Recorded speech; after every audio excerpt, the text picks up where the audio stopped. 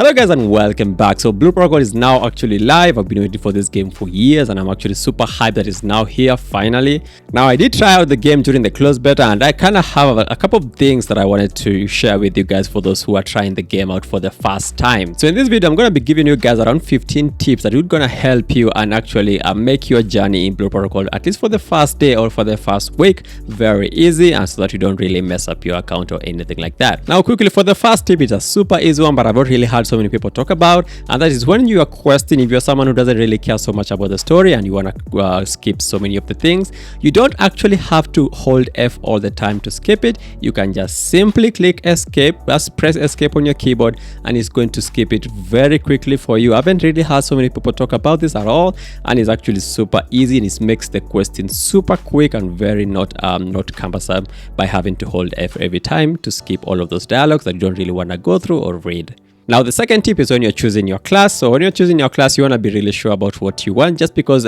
changing the classes in this game isn't that easy as they kind of make it seem to be. So you want to really make sure you know what you want to play before you start investing a lot on the class. So you do have two of your tanks here, your Shield Knight and Heavy Guardian. Your Beat Performer and Violent Oracle are your supports, and then the rest are DPS. Each of these class has two playstyles, so you can like multiply that by 2, because these playstyles play completely different from each other, and they even have different gear and different other sets, so you can't really play them both at the same or with the same gear. You'll have to build them separately. So yeah, when you're just about to start out, you just go through all the classes and see which one will appeal to you the most, because when you start investing on a class, you're going to find yourself lacking the resources to do so on a different class, and unless you start like doing a little bit of pay to win and getting more of these currencies in a different way. But the free way of getting things in the game, you are stuck with one class, at least for now. Once you max that out, the remaining resources, now you can start doing it on a second class. That is how it is. But for the start, focus on one character or one class that you like, and stick to that. Max it out. That's the best way to use the resources, because the resources are finite in this game. You have to very carefully manage them.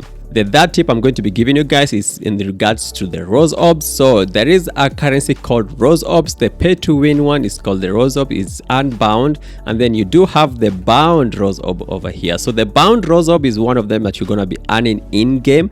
Several places to get these, like you get them from chests all over the world. Anytime you see a chest, please go get it. You're gonna earn these Rose Orbs. Achievements will be giving you this and some other activities in the game, but you need to know some of these things are kind of finite, because things like achievements are a one-time deal. Some of those chests are a one-time deal. So when you are getting the Rose Orbs, you really want to be very careful on how you spend this, especially if you're free to play, because that will be a very important resource for you.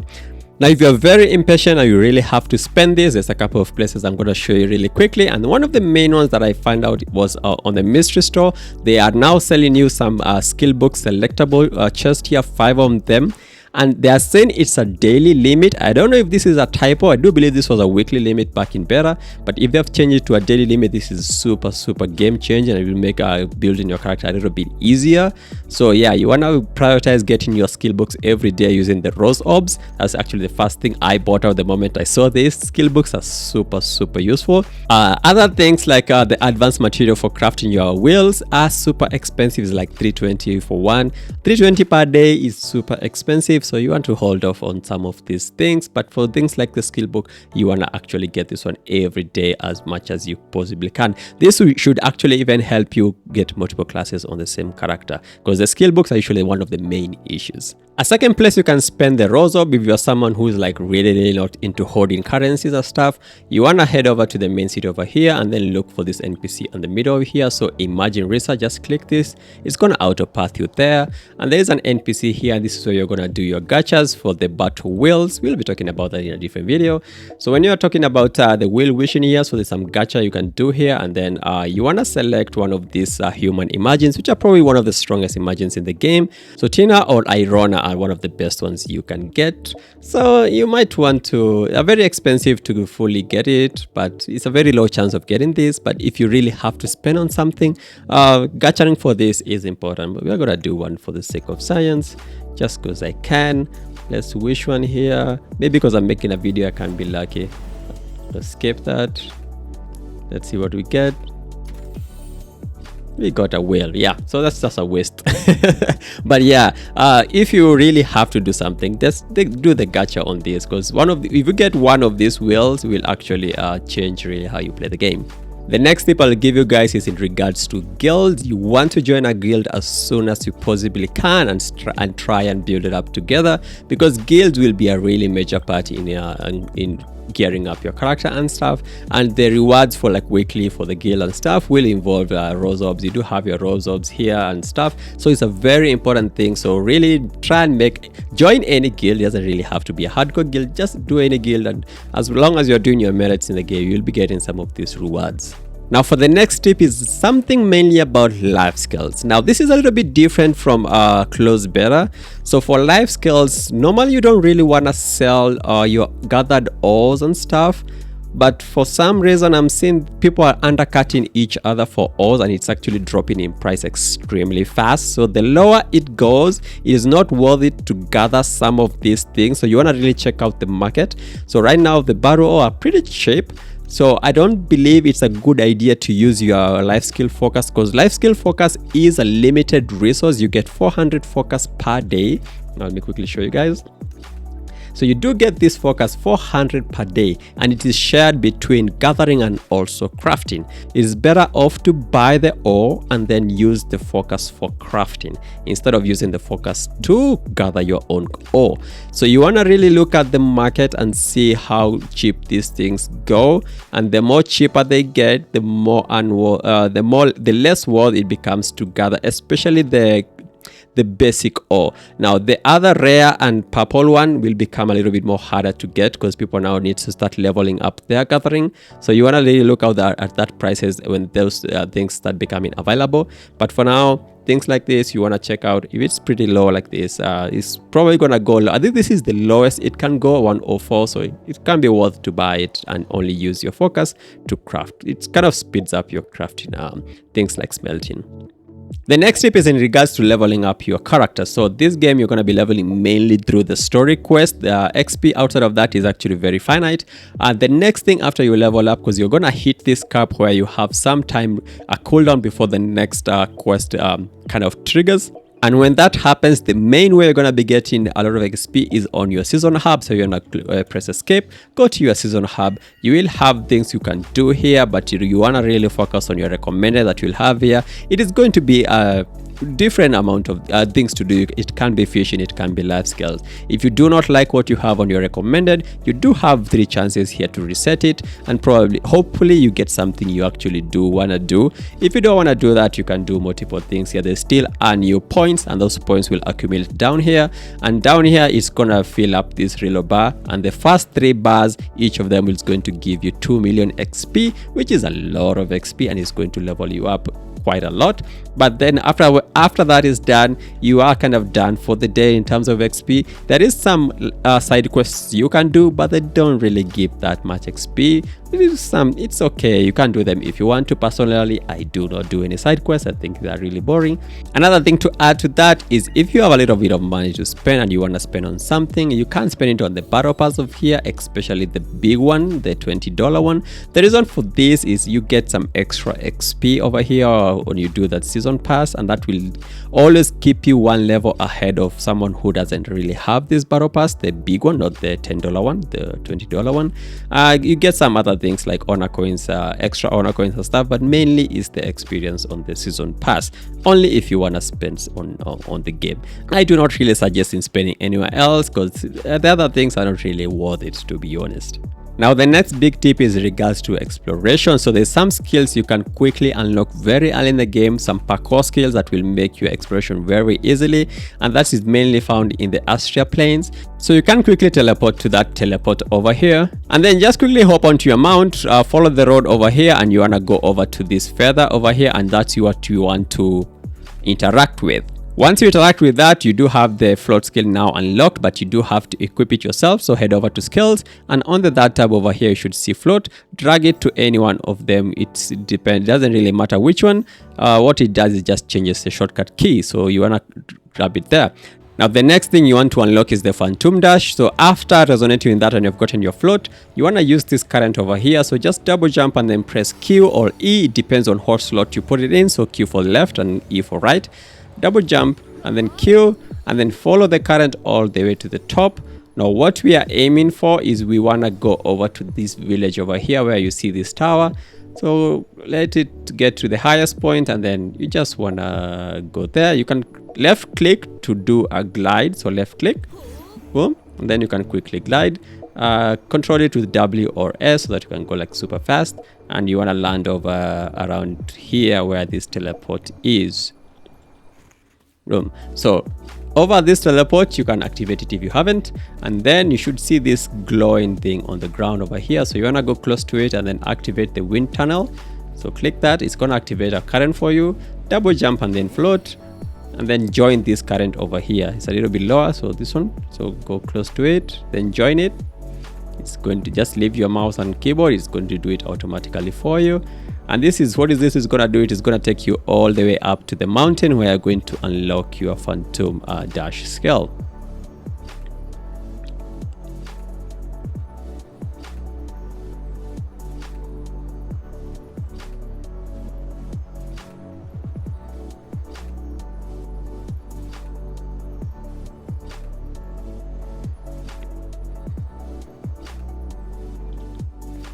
And once you get there, you want to resonate with the blue ball over here, and there should be a chest here that you can dash to get through. You're going to need to use your Phantom Dash, which is on your E. That should get you your chest, and you should now use those two skills. Like the float skill is pretty good for getting chests around the map, all for quickly going through some of these zones. I actually have a chest here I've not gotten. Never mind, I'm gonna get it again. But yeah, you can quickly go through the map using this and your dash. So it's pretty quick way to get through the map. Now, in addition to that point, there is some extra parkour skills you can get. So when you hold over to profile and then click your adventurer level, the second tab on the left should see this. So these are your parkour skills.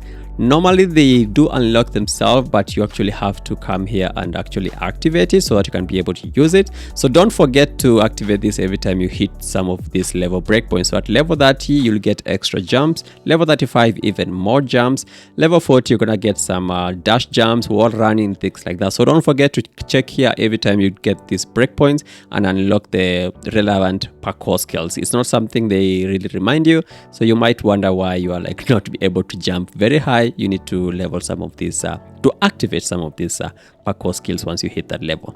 So the next tip is for getting your first piece of gear, and that is your level 40 rare gear. And the first place you're going to be getting that is from your daily dungeons. So you want to head over to your dungeons. This will be on the map here on this research facility, the purple one. So navigate to that. It should quick path you there. And then you want to head over down here on the bottom row, not up there, and you should see unstable. And this is your daily dungeons. You do have 2 attempts here. This should give you some gear. And once you are done with that, you do want to head over upstairs over here, and you want to look at the first dungeon that is going to unlock day 1, and that is the Goblin Lair. So Goblin Lair will give you gloves and earrings and also a weapon, right? So that's your epic rare weapon, and maybe some costume if you're lucky, and that is for normal mode. So this is the best way you're going to be getting your ability score high, because you need your ability score to hit this breakpoint before you can even start matchmaking. So for hard mode, you're going to need 3,880. So that means you're going to need to have at least all pure level 40 epic gauntlets, and you want to reforge some of this on the NPC to hit this ability score. Another way you can get more of the ability score is from your skills.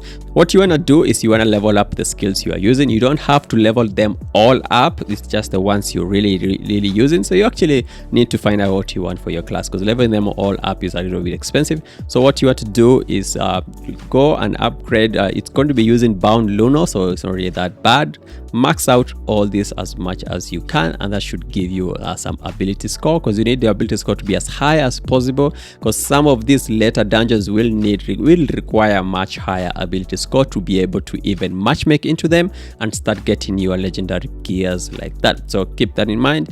So yeah, that is a quick way you can get some ability score so that you can be able to do some of these dungeons. So these dungeons will unlock in like a daily basis. Like for example, the second day of the server, you should get Tina's Mind Realm, and then Tower Ruin should unlock after 3 days, and so on and so forth. Kanamia for the next, and then there's a Dragon for Dark Mist Fortress over here, and then later on you start getting the master ones, and rinse and repeat the same thing for gears. Each of these dungeons will give you a different kind of gear piece. For example, Goblin Lair will be giving you gloves and earrings, and then the next one will be giving you a helmet and necklace, and so on and so forth, each different piece until you get all your pieces legendary. Now the next tip I'm going to show you guys is in regards to waypoints. So when you're done with your quest and you don't really have anything to do, you have done your seasonal hub, you might want to take a little bit of time to start unlocking some of the waypoints in the game, because they're actually kind of super useful when you're trying to go around. Even when you're just trying to do things like crafting, you'll find like the crafting NPCs are kind of far apart, and if you have some of the teleporters already activated,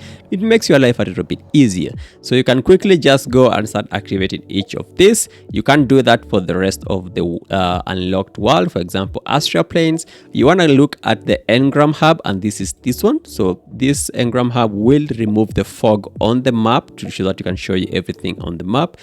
Go over to each of them. So these round ones here, then unlock all of the teleport waypoints over here, and that should give you your entire map unlocked. Once you're done unlocking the entire Astral Plains over here, you can actually unlock Wind Hull Cannon over here.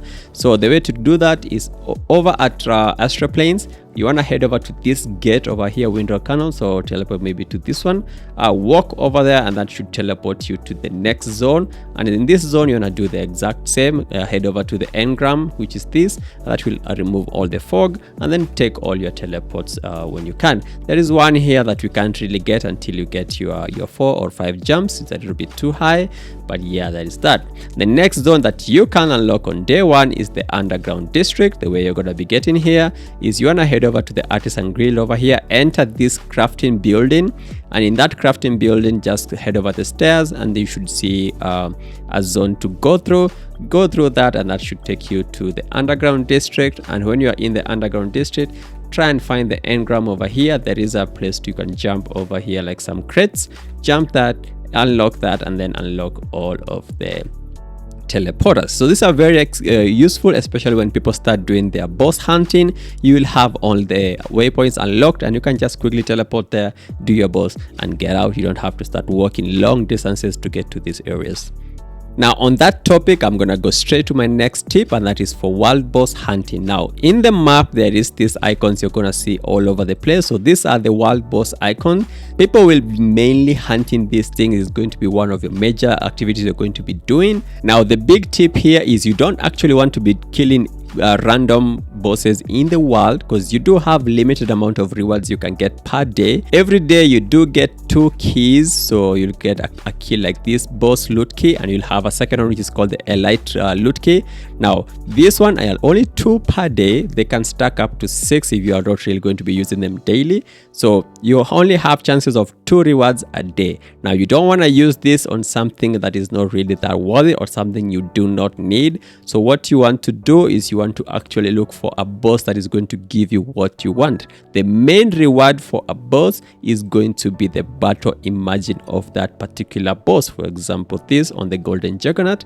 Now so a lot of people have already done this. There's actually a lot of this in the market, but it's not really such a good battle well in the first place at all. So you actually want to target farm your bosses. If people are not really doing it, just hold on to your keys until people start actually doing that boss. Some of these bosses are extremely hard. If you're a tank, you can already start doing Frost Ogre. Frost Ogre has a really good battle wheel there. But if you're a DPS and you really like crit damage, if your class is a crit damage class, you want to wait for people to start doing the Muku Chief, because this is probably one of the best in slot battle wheel for that. So you want to look at the battle wheels and actually kind of be very selfish in what bosses you are actually killing, because these keys are like a finite rate. So it's only 2 per day. So you want to like target farm some of these bosses. It is also not 100% chance to get this battle wheel. So you're probably going to have to kill these bosses quite a lot. So yeah, my tip for that, just save your keys and only target farm the bosses that you really need. Some of them are very useful, some of them are not really that good, so don't waste your keys on that.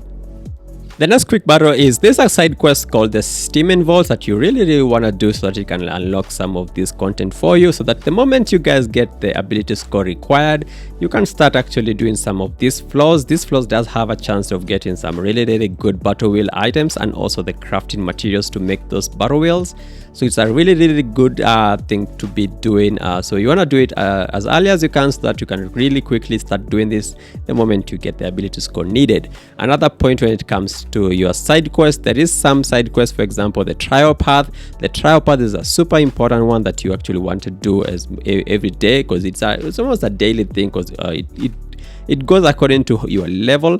And the important thing about the trial path is it's going to give you access to talent points, and talent points are actually set. There's only a maximum of 70 per character according to our current patch. So you want to get them as in every location you can get them. I'll have a video out for that eventually. But yeah, you really want to do your side quest, for example trial path, and also Steam Involves to unlock this piece of content for you.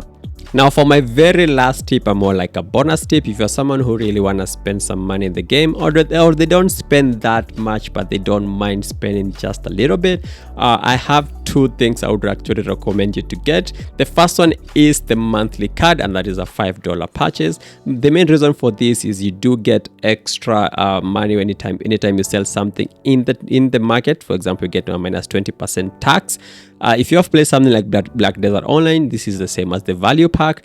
You can understand how much you're gonna be getting more from this, and the unbound lono is something that is very valuable, so this makes it like super worth it. You do get some other things, but and at the end you do get like 3,000 orbs for the month, so it's a $5 kind of a monthly thing. And then the next thing is the battle pass. The battle pass is also super useful, but it is the expensive one. The other one is not really that big of a deal. This one is okay, but this one is the big one here, because you do get you can refresh the mystery store, which is super good, and then you do have your season pass XP. So if you want to spend something, there's around $25 you can spend there every month to get all of this, but that is only if you actually want to spend something.